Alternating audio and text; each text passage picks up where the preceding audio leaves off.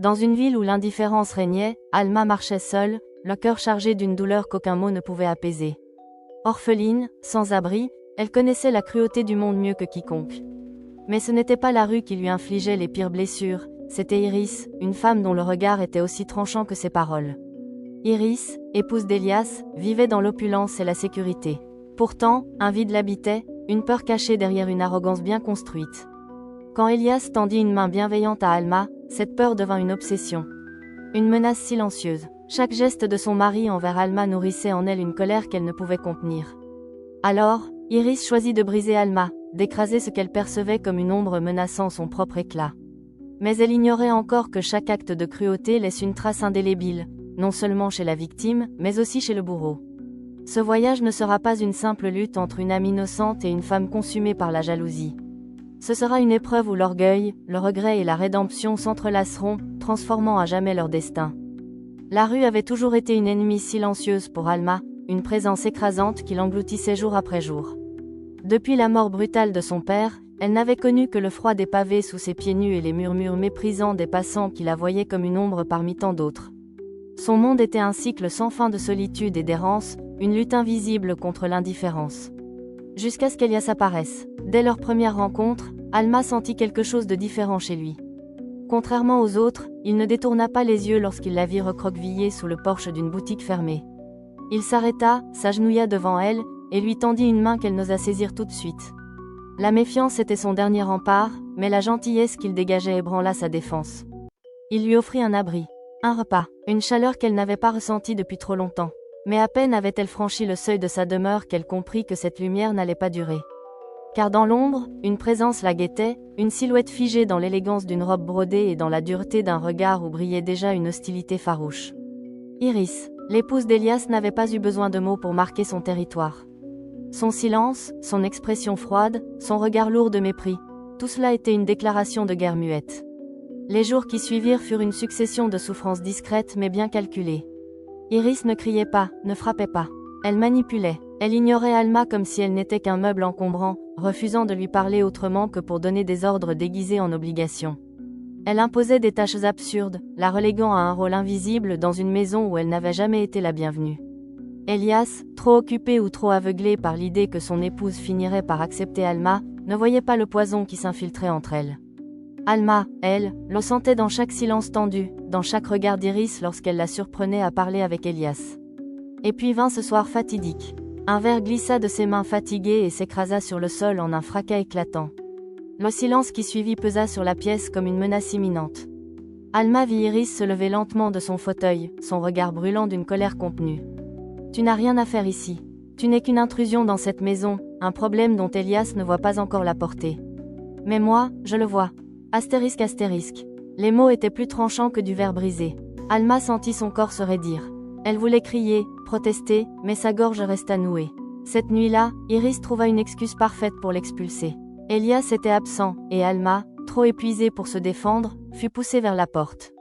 Dehors, la pluie tombait lourdement, noyant la ville dans une obscurité glaciale. Alma resta immobile quelques instants, ses vêtements trempés, ses muscles tendus par le froid. Elle était de retour dans le monde qu'elle avait essayé de fuir. Mais cette fois, quelque chose était différent. Elle n'avait plus peur. Elle leva les yeux vers le ciel, sa respiration rapide et saccadée. Ce n'était pas la fin de son histoire. C'était le début de sa survie. Le départ d'Alma aurait dû être un soulagement pour Iris. Mais alors que les jours passaient, une étrange sensation s'installait en elle, une tension sourde, une insatisfaction qu'elle n'arrivait pas à expliquer. La maison était redevenue silencieuse, débarrassée de la présence qu'elle avait tant cherché à effacer. Pourtant, elle ne se sentait pas victorieuse. Elias, lui, ne parlait pas de ce départ brutal.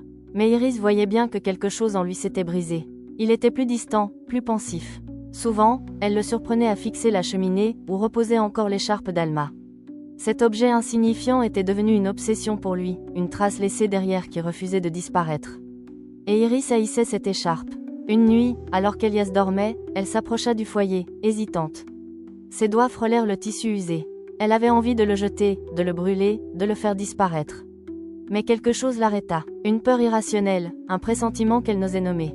Alors, au lieu de s'en débarrasser, elle se contenta de reculer, la mâchoire serrée, rongée par un sentiment qu'elle ne comprenait pas encore. Le lendemain, elle prit une décision. elle devait effacer Alma non seulement de cette maison, mais aussi des esprits. Elle commença à murmurer des choses aux domestiques, des phrases soigneusement formulées, des soupçons déguisés en confidences. Tirez bas, elle n'était pas aussi innocente qu'elle le prétendait, tirez bas. Tirez bas, peut-être qu'elle manipulait Elias avec ses grands yeux de victime. Les rumeurs s'étendaient lentement, s'infiltrant dans les couloirs comme un poison invisible. À mesure qu'elle grandissait, Iris sentit un frisson de satisfaction. Alma n'avait plus de défense. Elle était loin, sans soutien, et bientôt, son souvenir ne serait qu'une histoire déformée par le doute. Mais alors qu'Iris pensait avoir tout maîtrisé, un imprévu bouleversa son équilibre. Un soir, elle entendit Elias parler à un domestique près de l'entrée.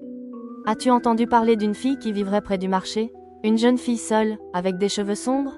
Astérisque astérisque. » Iris se figea. Alma, elle était encore là, dans cette ville. Elle n'avait pas disparu. Un frisson parcourut sa colonne vertébrale. Elle s'imaginait que cette fille misérable avait fui pour ne jamais revenir. Mais non, Alma persistait. Astérisque astérisque, elle existait encore. Et cela lui était insupportable. Cette nuit-là, Iris ne dormit pas. Des pensées obsessionnelles la dévoraient. Chaque image d'Alma dans cette maison revenait comme un fantôme. Chaque sourire qu'Elias lui avait adressé résonnait comme une provocation. Chaque instant qu'elle croyait oublier renaissait avec une clarté douloureuse. Ce n'était pas Alma qu'elle détestait. C'était ce qu'elle représentait, une menace. Parce qu'au fond d'elle-même, Iris savait une chose qu'elle avait toujours refusé d'admettre, elle avait peur. Peur de perdre Elias, peur d'être remplacée, peur que quelqu'un comme Alma puisse éveiller chez lui un sentiment qu'elle ne contrôlait pas. Et pour Iris, perdre le contrôle était pire que tout. Ce soir-là, debout devant son miroir, elle observa son reflet. Elle était pâle. Les cernes sous ses yeux trahissaient son angoisse. Pour la première fois, elle vit non pas une femme puissante, mais une femme rongée par une peur qu'elle n'avait jamais osé nommer. Et cette prise de conscience la terrifia plus que tout. L'incendie n'avait laissé derrière lui que des ruines et une odeur âcre de bois calciné. Mais ce n'était pas la demeure en elle-même qui avait été le plus touchée. C'était ce qui restait de la confiance, des illusions, des non-dits qui, jusque-là, avaient permis à Iris de maintenir son masque intact. Elias avait été sauvé par Alma. Par cette jeune fille qu'elle avait voulu effacer. Lorsque la fumée s'était dissipée et que les cendres reposaient enfin, une vérité s'était imposée à tous. Alma était toujours là. Pas comme une victime, pas comme une intruse, mais comme une force que même la cruauté d'Iris n'avait pas pu briser. Et cela, Iris ne pouvait l'accepter. La nuit suivante, le silence dans la maison était plus pesant qu'il ne l'avait jamais été. Elias restait distant, pensif, ses gestes empreints d'une fatigue qu'Iris devinait être plus mentale que physique. Mais ce qui la hantait le plus, ce n'était pas Elias. C'était Alma. Chaque fois qu'Iris fermait les yeux, elle revoyait cette scène bouleversante. Alma, le visage couvert de suie, les mains tremblantes, mais vivantes. Pas écrasée, pas vaincue. Elle l'avait sauvée aussi, indirectement. Parce qu'en sauvant Elias, elle avait fait vaciller la forteresse d'orgueil qu'Iris avait construite autour d'elle. Alors, dans une impulsion qu'elle ne comprenait pas encore, Iris quitta la maison. Elle marcha longtemps sous la lune, jusqu'au marché bondé où elle savait qu'elle maraudait parfois. Et là, comme un signe cruel du destin, elle la trouva. Debout près d'un étal de fruits, la jeune fille regardait les produits exposés avec une hésitation silencieuse. Iris sentit une boule se former dans sa gorge. Elle pouvait partir maintenant, prétendre ne jamais l'avoir vue. Mais quelque chose la retint. Une force invisible qui exigeait qu'elle reste. Alors, elle avança. Quand Alma leva enfin les yeux vers elle, elle ne montra aucune surprise. Comme si elle s'attendait à ce moment. Comme si elle savait qu'Iris finirait par revenir. « Pourquoi m'as-tu sauvée ?» Ce n'était pas une accusation. C'était une question posée avec une sincérité troublante. Alma fixa Iris sans ciller. Puis, avec une simplicité désarmante, elle répondit. « Parce que je ne suis pas toi. » Le cœur d'Iris se serra sous l'impact de ces mots. Pas de colère, pas d'amertume, juste une vérité qu'elle n'avait jamais voulu voir en face, elles étaient différentes. Alma n'était pas guidée par la haine ou le ressentiment. Elle n'avait pas cherché à détruire en retour. Elle avait choisi la voie que Iris n'avait jamais eu le courage d'emprunter.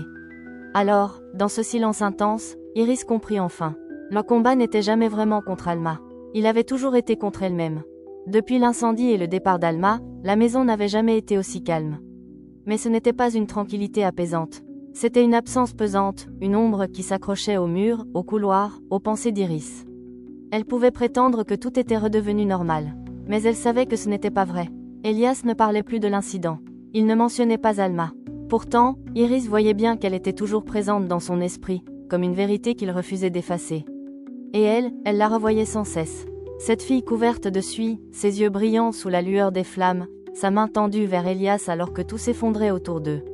Mais ce qui la hantait le plus, ce n'était pas ce souvenir. C'était le remords, un poids qu'elle n'avait jamais ressenti auparavant, une culpabilité qu'elle ne savait pas gérer. Iris avait passé sa vie à contrôler les choses, les gens, les situations, les émotions. Mais ce qu'elle ressentait maintenant lui échappait totalement. Et elle ne savait pas comment l'arrêter. Une nuit, incapable de trouver le sommeil, elle quitta la maison et marcha dans la ville. Elle ne savait pas où elle allait. Elle suivait une impulsion qu'elle ne comprenait pas encore. Puis elle la vit. Alma, assise sur une marche en pierre, le regard perdu dans le vide. Iris sentit son cœur se serrer. Elle aurait pu fuir, comme elle l'avait toujours fait. Mais cette fois-ci, elle resta. « Tu es toujours là ». Alma leva les yeux vers elle. Elle ne répondit pas tout de suite, comme si elle évaluait ce que cette rencontre signifiait. Oui, un silence s'installa. Iris prit une profonde inspiration. « Je veux que tu saches que je regrette ». Alma ne montra aucune réaction immédiate. Elle la fixa simplement, ses yeux insondables. Pourquoi? La question était directe, claire, sans détour. Iris hésita. Elle aurait pu répondre avec des mots bien construits, des excuses soigneusement formulées. Mais ce n'était pas ce qu'Alma attendait. Alors, pour la première fois, Iris fut honnête. Parce que je t'ai fait du mal. Et maintenant, je n'arrive plus à vivre avec ça. Le silence qui suivit fut plus lourd que tout ce qu'elle avait ressenti auparavant. Puis Alma haussa légèrement les épaules. Ce n'est pas mon problème. C'est le tien. Iris baissa les yeux. Elle savait qu'elle ne pouvait pas attendre un pardon immédiat. Elle savait que ce qu'elle avait fait ne disparaîtrait pas simplement parce qu'elle le regrettait. Mais elle savait aussi une chose. Elle allait essayer. Peut-être pas pour obtenir le pardon. Mais pour devenir une femme qu'elle pourrait, un jour, ne plus haïr. Les jours qui suivirent furent marqués par une tension étrange, une attente silencieuse qui semblait peser entre Iris et Alma. Leur dernière conversation n'avait pas été un pardon, ni une véritable réconciliation. C'était une ouverture, une fissure dans le mur qui les séparait depuis trop longtemps. Iris n'avait jamais été une femme qui demandait pardon. Toute sa vie, elle s'était construite autour d'une certitude, c'est mieux d'imposer sa puissance que de montrer ses failles. Mais aujourd'hui, elle ne savait plus si cette certitude tenait encore debout. Une semaine après leur échange au marché, elle prit une décision. Elle irait voir Alma, non pour s'excuser encore, ces mots n'avaient plus de valeur, mais pour faire quelque chose de réel. Elle marcha à travers les ruelles étroites, sentant une nervosité qu'elle n'avait pas ressentie depuis des années. Elle n'avait jamais eu à se justifier devant qui que ce soit. Mais avec Alma, elle ne pouvait pas esquiver, manipuler ou détourner la conversation. Lorsqu'elle la trouva, la jeune fille était assise près d'une fontaine, les mains trempées dans l'eau froide, perdue dans ses pensées. Alma leva les yeux vers elle, et cette fois-ci, son regard était différent. Moins dur, moins distant. Iris inspira profondément. « J'ai quelque chose pour toi. » Elle tendit une clé. Alma haussa un sourcil, méfiante. « C'est quoi ?» Iris hésita, puis répondit. « Une chambre. Pas un palais. Pas une dette. Juste, un endroit où tu pourrais avoir un toit sans avoir à te battre pour le garder. » Alma fixa la clé, puis Iris. « Pourquoi tu fais ça ?» La question était simple, mais lourde. Iris baissa les yeux. Elle aurait pu dire 1000 choses. Que c'était pour se racheter, qu'elle voulait réparer ses erreurs. Mais au fond, la vérité était encore plus crue. Alors, elle choisit de dire la seule chose qui importait vraiment. « Parce que tu le mérites. » Le silence entre elles était lourd, mais cette fois, il était différent. Puis, lentement, Alma tendit la main et prit la clé. Pas comme une faveur, mais comme une possibilité. Plongée dans des récits captivants et riches en émotions. Envie de découvrir des histoires profondes, des personnages inoubliables et des aventures qui vous tiendront en haleine? Abonnez-vous dès maintenant pour ne rien manquer. Rejoignez cette expérience littéraire unique et laissez-vous transporter à chaque nouveau chapitre. Abonnez-vous et embarquez dans une aventure fascinante.